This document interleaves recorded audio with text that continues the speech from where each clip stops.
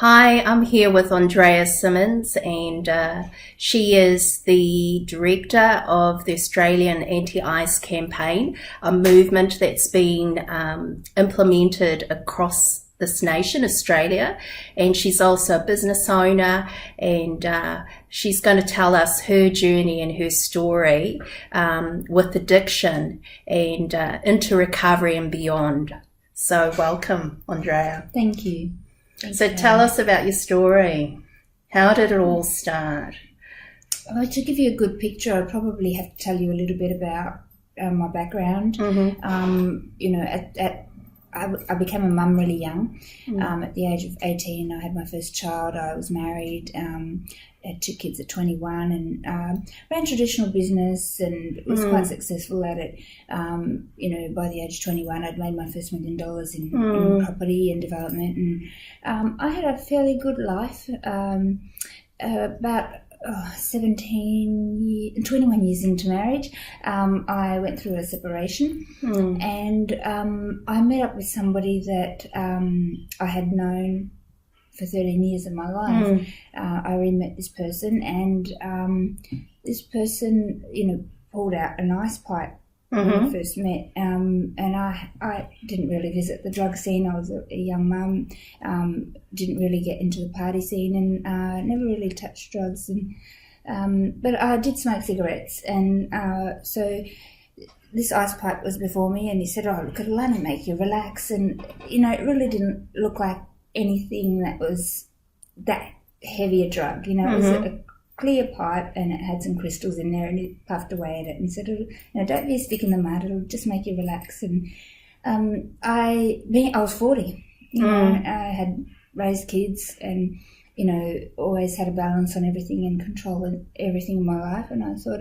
I'll just try it and see what it's like. It can't, I'll be able to control it. It can't possibly be anything that bad. It's not like a needle going in your arm or a tablet that you're taking that you can't control the effects of it on your body. So I tried it, and it took me very quickly. Within weeks I was doing it, every 3 or 4 days, and very quickly it became into a daily routine where, it became a means of survival, really. And, I started to sell off my properties and, everything that I had acquired and owned. I lost touch with my children, with my family, with my friends.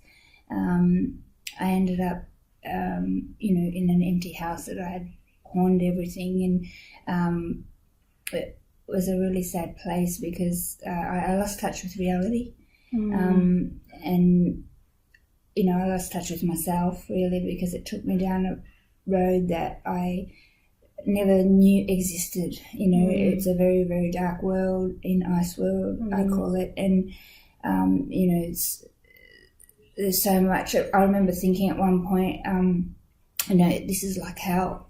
Everything that you would think hell's like, I was living it, and every day I'd say, I don't want to do this anymore, and I would just pick up again.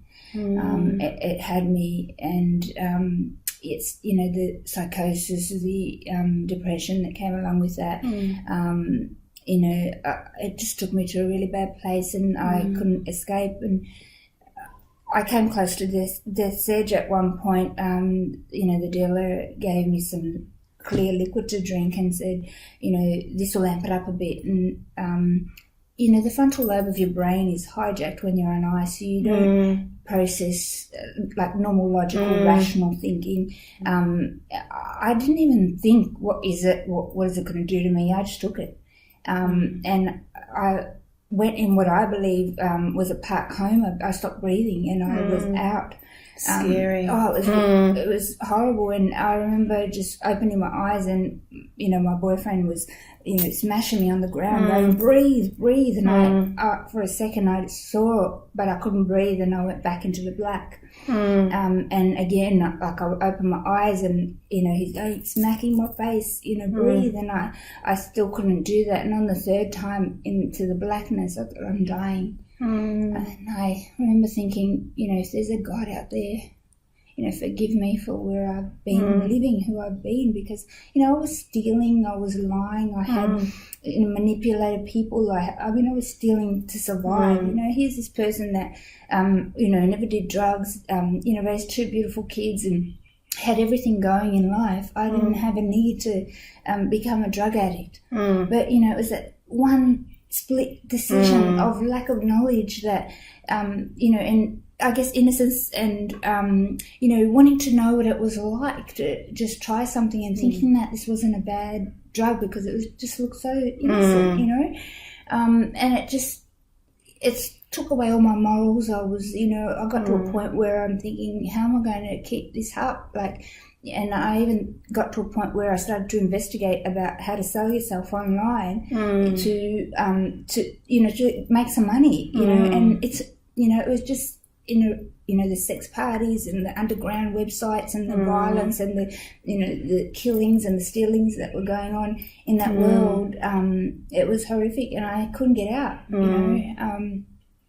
So soon after I stopped breathing that time, I remember waking up not long after that, thrown in a back room in a house and with the door closed, and my partner was, doing something else and doing ice in another room. And, I was just like, I was thrown in the tip, at the end of the house, whether I lived or died, it didn't really matter to him, and I thought, I won't do that stuff, that G again. It was like fantasy, they call it here in Queensland, but it's horse tranquilizer. I drank horse tranquilizer, without being able to think logically about what I was putting into my body. And I wish I had known what that one puff was going to do to me and where it was going to take me, and that it was going to destroy everything I was, all my morals, all my being, everything I thought I was, Not only did it steal all my material things, but it just stole my soul. Yeah, wow. And about a week later, I had my windows all taped up with black plastic, and because I was convinced the government were after me and they were chasing me, and the paranoia, and that somebody was, even my TV was covered with a cloth, and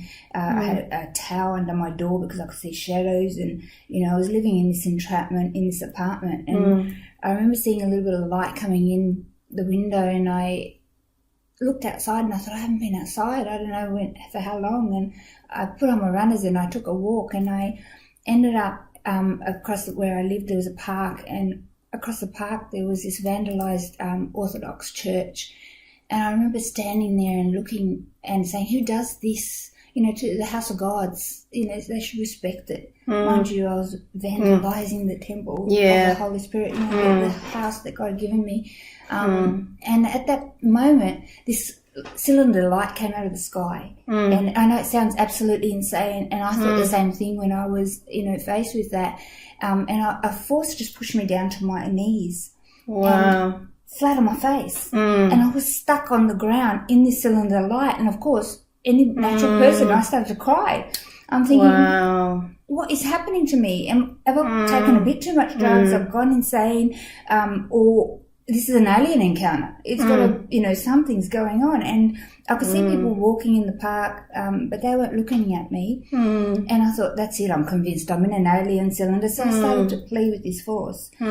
Please let me go. What do you want with me? And it still had me pinned down, so I cried more, and I was yelling at this point. And then it released me to my knees, and I'm sitting in this light, and I'm thinking, this is crazy. Like, I know, everything in my logical mind said, you've lost it. And I heard a voice talk to me. And he said, it was a male voice, and he said, get up and go home, my child. And I went, go home to what? At first I thought, this is getting from bad to worse. First I'm seeing this, and this is happening. Now I'm hearing things. Voices, I've lost it. And I just cried and said, go home to what? Look at me. I've got nothing to go home to. I was an empty shell. I was weighing 40 kilos. Wow. My hair was falling out. My kidneys were bleeding. My gums were bleeding. I was an absolute mess. So much so that when I landed and I got on a plane from Melbourne to come back to the coast, my own mum in her face, didn't recognize me. Wow. And I went, Mum, and she goes, who are you? I said, Mum, it's me. And that's, ice had destroyed me, physically, mentally, and emotionally. And it's by the grace of God that I'm alive today, because He led me into a church and to a network of people that just loved me back into recovery. And I had some counselling, some AOD counselling, and it was just pure love that brought me back to Wonderful. life. And it took about 12 months or so before the depression started to ease, because what actually happens in your brain, the dopamine supply is stripped, and the serotonin levels, and the transporters in your brain that produce the dopamine are actually broken down and blocked. So for that to repair, it takes about 12 to 18 months. So, the suicide thoughts and the depression was still there. But just the love of people around me, pushed me through that until I could replace all of that, and that could be repaired in my body, as well with some, double strength krill oil and some vital greens that help, speed up that recovery process.